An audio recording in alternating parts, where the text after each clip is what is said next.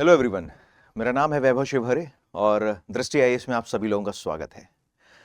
दोस्तों, आप सबको पता है कि यूपीपीसीएस मेंस के अब बहुत कम दिन रह गए हैं, तो 29 मार्च से मेंस एग्जाम शुरू होना है। ठीक, और जो भी एस्पिरेंट मेंस एग्जाम दे रहे हैं उन सब के लिए ये सेशन है और मैं इस सेशन में डिस्कस करूंगा कि क्या आपकी अब लगभग 1 महीना रह गया है।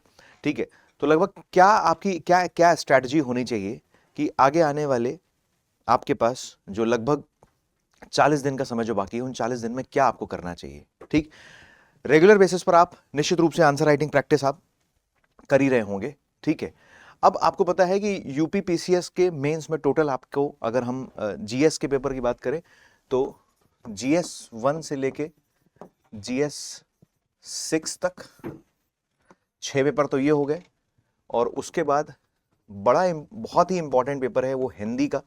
सामान्यतः बच्चे इसको इग्नोर करते हैं, लेकिन हिंदी के पेपर को इग्नोर करना नहीं है। मतलब 150 नंबर में आप अगर अच्छी मेहनत करी तो 110 तक भी लाया जा सकता है, 115 120 तक भी ला सकते हैं आप। ठीक है, और इसके अलावा दूसरा है एक ऐसे वाला कंपोनेंट। मतलब जीएस 1 2 3 4 5 6 तो आप पढ़ ही रहे हैं। ठीक, लेकिन आप हिंदी और ऐसे को अगर इग्नोर कर रहे हैं तो आप बड़ी मिस्टेक कर रहे हैं, क्योंकि हिंदी और ऐसे ये दो ऐसे सेगमेंट हैं, हिंदी और निबंध ये दो ऐसे सेगमेंट हैं जहां से आपका रैंक इंप्रूव होने के पॉसिबिलिटीज रहती है। बहुत सारे बच्चों को मैंने देखा है कि रैंक कम होने की वजह क्या रही कि उनको हिंदी में बहुत कम नंबर मिले। रैंक कम क्यों हुई? क्योंकि उनके ऐसे में नंबर कम थे। तो हिंदी और ऐसे को अगर आपने इग्नोर किया और हिंदी और ऐसे पर अगर आपने ठीक से फोकस नहीं किया तो आपके मेंस में मार्क्स कम हो सकते हैं। राइट, तो इसलिए ये एक ऐसा सेगमेंट है जिसपे आपको बहुत फोकस करना है।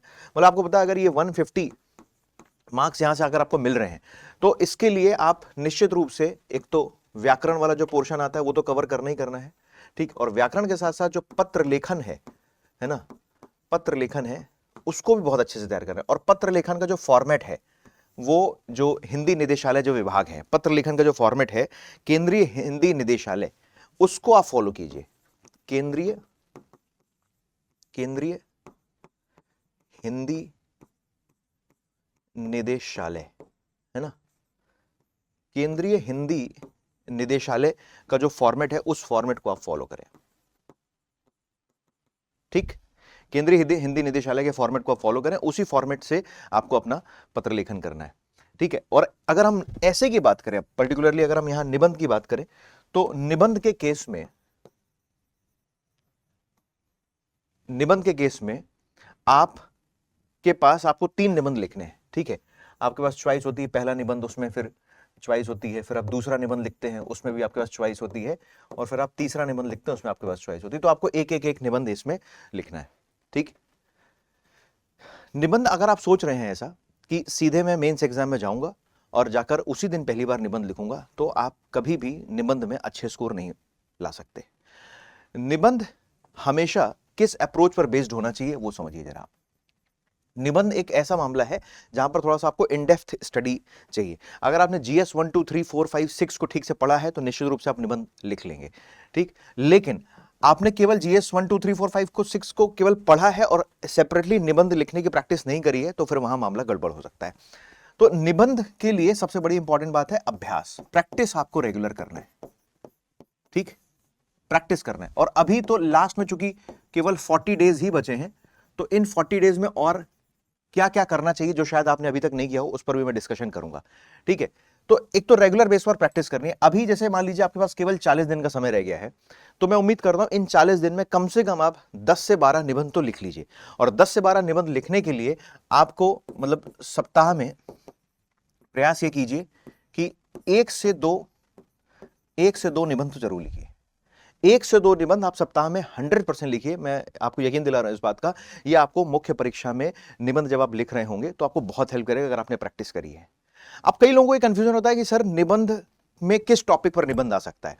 तो ये प्रेडिक्ट करना आसान है अगर आप थोड़ा सा पीवाईक्यू का एनालिसिस कर लें। जो प्रीवियस ईयर क्वेश्चन जो पूछे गए निबंध में, उसको अगर आप ठीक से एनालिसिस कर लें तो आपको क्लैरिटी हो सकती है कि कैसे काम करना है। तो previous year question is very important. Previous years के पेपर देखिए और वहां से देखिए कि निबंध किस तरीके से उसमें लिखे हुए हैं। आप केवल प्रीवियस ईयर क्वेश्चन देखें और उस पर बेस्ड निबंध लिखने की कोशिश कीजिए। ठीक है, थोड़ा सा निबंध में आप एक चीज का और ध्यान रखें, current affair is very important, ध्यान रखना है। करंट अफेयर बहुत इंपॉर्टेंट, अगर आपने करंट अफेयर पर भी काम कर लिया और करंट के जो मुद्दे हैं पिछले लगभग 1-1.5 साल के जो समसामयिक मुद्दे हैं वहां से भी निबंध पूछे जाते हैं, तो उसको भी आप तैयार करके रखिए। तो हिंदी और निबंध की बात ऐसी है कि अगर आपने इसको अच्छे से तैयार कर लिया तो इससे आपका रैंक यहां पर इंप्रूव हो सकता है। ठीक, अब आइए बात करते हैं कि जीएस 1 2 3 4 5 6 को कैसे अप्रोच करना है इन आगे आने वाले 40 दिनों में। तो पहले जरा मैं अगर हम सोर्सेस पर बात करें, यहां निबंध की बात मुझे उम्मीद है कि आप लोगों को क्लियर हुई होगी कि निबंध में आपको प्रीवियस ईयर क्वेश्चंस, नंबर 1, निबंध में आपको प्रीवियस ईयर क्वेश्चंस देखें, जो जो निबंध पूछे गए हैं उसको थोड़ा सा एनालिसिस कीजिए।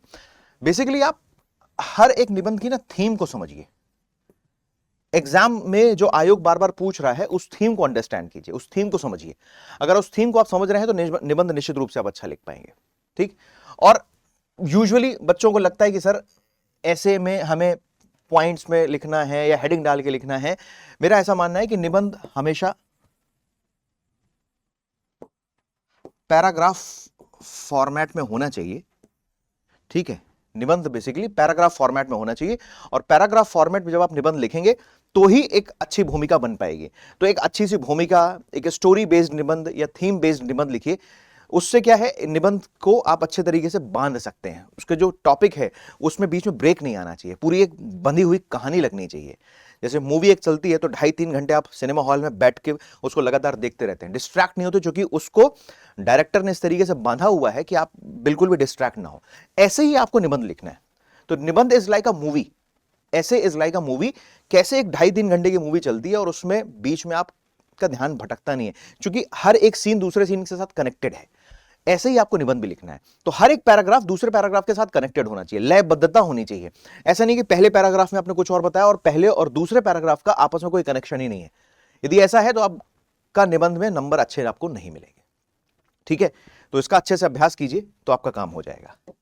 अब हम बात कर लेते हैं कि क्या क्या सोर्सेज अभी तक आप फॉलो कर रहे हैं।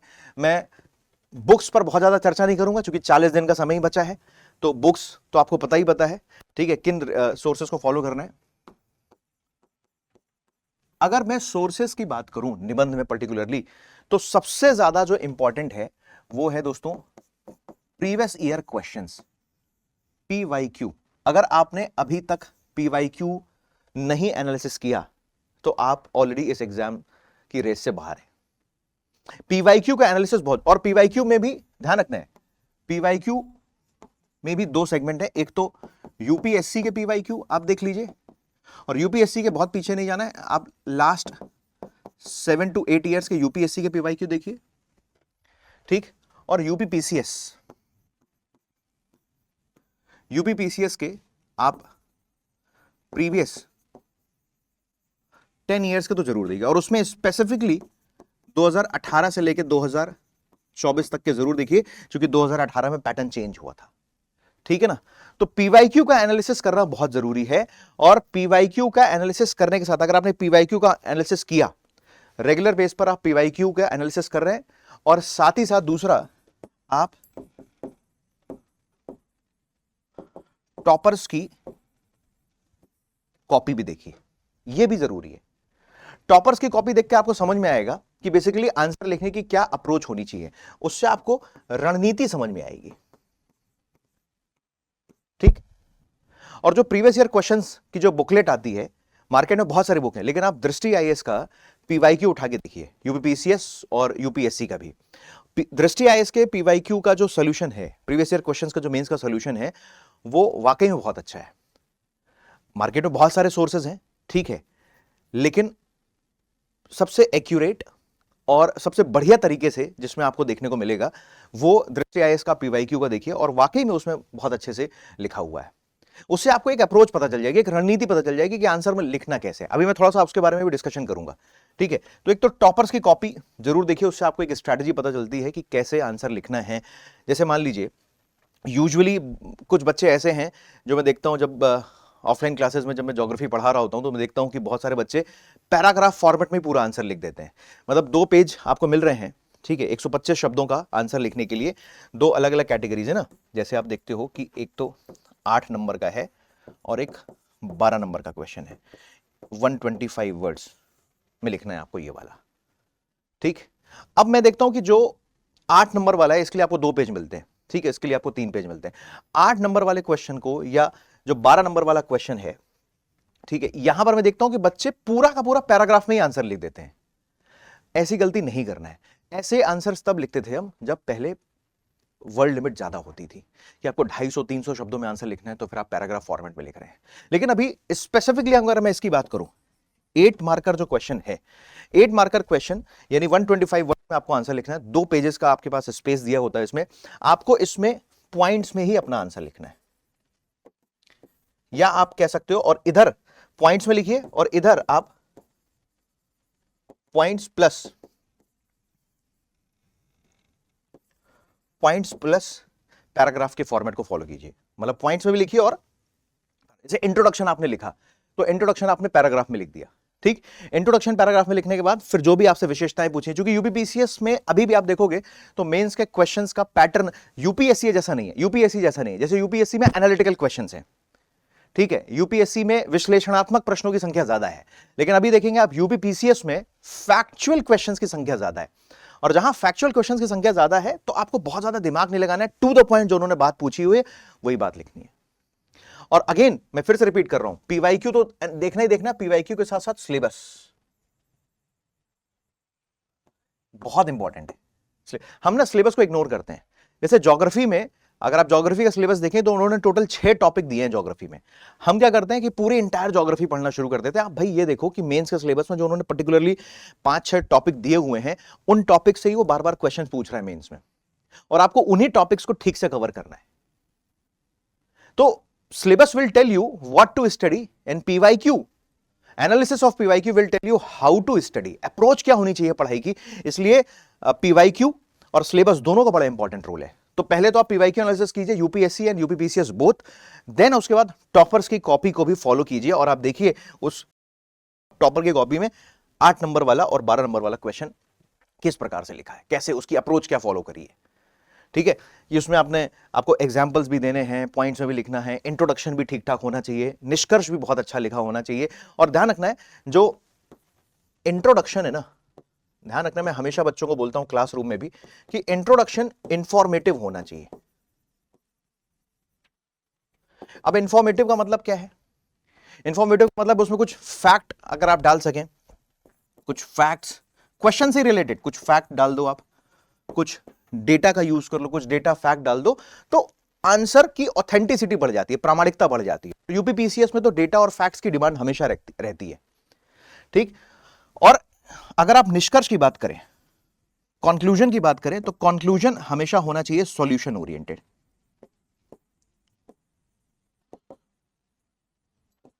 कंक्लूजन हमेशा होना चाहिए सॉल्यूशन ओरिएंटेड। तो यहां पर कुछ आपको लास्ट में ना समाधान बताना है, समाधान। और समाधान आप कैसे बता सकते हैं? किसी गवर्नमेंट स्कीम के माध्यम से बता सकते हैं, या अगर कोई इंडेक्स में परफॉर्मेंस अच्छा है तो उसके माध्यम से आप बता सकते हैं, है ना। तो ये एक तरीका हो सकता है इंट्रोडक्शन और कंक्लूजन लिखने का, और बाकी बीच में आप 1 2 3 4 करके पॉइंट्स में अपना आंसर कवर कर सकते हैं। वेरी इंपॉर्टेंट पॉइंट, इसको हमेशा याद रखिएगा, ठीक है। टॉपर्स की कॉपी की बात होगी सर। टॉपर्स की कॉपी के अलावा तीसरा, मेंस एग्जाम चूंकि नजदीक है तो टेस्ट सीरीज, ठीक है। टेस्ट सीरीज मतलब मेरी कई ऐसे लोगों से बात हुई जो इस एग्जाम को क्वालिफाई कर चुके हैं, बहुत सारे जूनियर्स ऐसे हैं जो इस एग्जाम को क्वालिफाई कर चुके हैं मेरे, और बहुत सारे स्टूडेंट हैं जिनको मैं पढ़ा रहा हूँ पिछले 7-8 सालों से, जो एसडीएम के पद पर भी हैं, डिप्टी जेलर के पद पर भी हैं, नायब तहसीलदार के पद पर भी हैं, अलग अलग सब रजिस्ट्रार के पद पर भी काम कर रहे हैं अलग अलग जगहों पर। जिन लोगों से मेरी बात होती है, जितने भी लोगों से, और ऐसे भी स्टूडेंट्स मेरे संपर्क में हैं जो 3-3 4-4 बार 5-5 बार यूपीएससी और यूपीपीसीएस का मेंस दे चुके हैं, किन्हीं कारणों से उनका मेंस क्वालिफाई नहीं हो रहा है। बट लेकिन एक जो कॉमन बात है ना, टॉपर से जब मैं बात करता हूं, जो स्टूडेंट मेरे सेलेक्ट हुए पिछले सालों में और जो अभी भी तैयारी कर रहे हैं, 4-5 बार मेंस दे चुके हैं, इन दोनों से जब कॉन्वर्सेशन होता है, दोनों ग्रुप से जब कॉन्वर्सेशन होता है, तो एक बात सामने निकल कर आती है। वो जानते हैं क्या है वो? दोस्तों बात है कि आपके जीएस 1 से लेके जीएस 6 तक,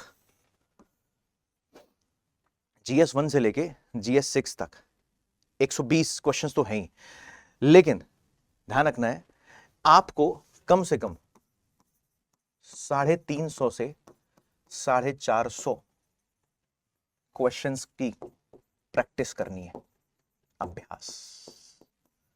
मतलब अभी मैं ये सेशन लेने से पहले एक हमारे स्टूडेंट है, उनका फोन आया, उनसे बात ही हो रही थी, तो मैंने बताया कि क्या, मैंने पूछा कि क्या चल रहा है, क्या तैयारी कर रहे हो, अभी 30-35 दिन 40 दिन का समय रह गया है, क्या कर रहे हो इस समय। तो उसने बताया कि सर हर दिन मैं 2 FLT सॉल्व कर रहा हूं, हर दिन मैं 2 पूरे पेपर सॉल्व कर रहा हूं। एक मैंने टाइम सेट कर रखा है मॉर्निंग का, एक उसने बोला सर एक मॉर्निंग में 8 से 11 के बीच में कर लेता हूं, ठीक, और दूसरा मैं शाम को कर लेता हूं 6 से 9 के बीच में, ठीक। 2 पेपर लोग लिख रहे हैं, तो मैंने उससे पूछा, जानते हो, मैंने उससे पूछा कि क्या तुम्हारा पेपर पूरा हो रहा है, क्योंकि उसका ये तीसरा मेंस है, ठीक है। मैंने पूछा, और ऑलरेडी वो सिलेक्टेड है, ठीक है, पिछली बार उसका सिलेक्शन हो गया डिप्टी जेलर के पद पर। मैंने पूछा कि 3 घंटे में पूरा पेपर कर पा रहे हो क्या? तो पिछली बार जिस साल वो डिप्टी जेलर के पद पर सेलेक्ट हुआ, उस साल जानते हो उसकी कमी क्या थी? उस साल कमी थी कि पूरे के पूरे 20 क्वेश्चन अटेम्प्ट नहीं कर पाया वो कुछ पेपर में। जैसे एथिक्स वाले पेपर में उसके क्वेश्चंस कुछ छूट गए, दूसरा ये पॉलिटी IR वाला जो सेगमेंट है पेपर 2 GS पेपर 2, इसमें उसके कुछ क्वेश्चन छूट गए, और उधर यूपी स्पेशल में GS 6 के कुछ क्वेश्चंस उसके छूट गए। आप समझ रहे हो मेरी बात? तो ऐसे करके उसने बताया कि सर पूरा GS 1 से लेकर GS 6 तक उसके लगभग 6 से 7 क्वेश्चंस या 5 से 6 क्वेश्चन उसके छूट गए या कुछ उसने अधूरे लिखे। मैंने कहा इस बार क्या कर रहे हो? तो मैंने कहा इस बार, उसने बताया कि सर मैं अभी तक तो कुछ ऐसा था कि 3 घंटे में अभी भी मेरा पूरा पेपर नहीं हो पा रहा था, लेकिन पिछले 1 हफ्ते से मैं नोटिस कर रहा हूं कि मेरा 3 घंटे में 3 आवर्स में मैं पूरा पेपर इस बार अटेम्प्ट कर ले रहा हूं। 3 घंटे में पूरा पेपर इस बार अटेम्प्ट कर ले रहा हूं, यह बहुत बड़ी बात है। मतलब मैं फिर से रिपीट कर रहा हूं, इस बात को बहुत ध्यान सुनिएगा, इन्वर्टेड कॉमा में है ये बात, इन्वर्टेड कॉमा, इसका मतलब बात इंपॉर्टेंट है, हेडिंग डाल लीजिए इस बात पर। पूरा पेपर अटेम्प्ट करना है। GS 1 से GS 6 में आपके क्वेश्चंस छूटने नहीं चाहिए। और क्वेश्चन छूटने का उसने रीजन भी बताई, सुनिए क्या बताया। सर रीजन ये था कि मैंने जो है ज्यादातर आंसर्स पैराग्राफ में लिखे थे, ज्यादातर आंसर मैंने पहले पैराग्राफ में लिखे थे, इस वजह से मैंने एनालिसिस किया कि यार मेरा पेपर छूट रहा है।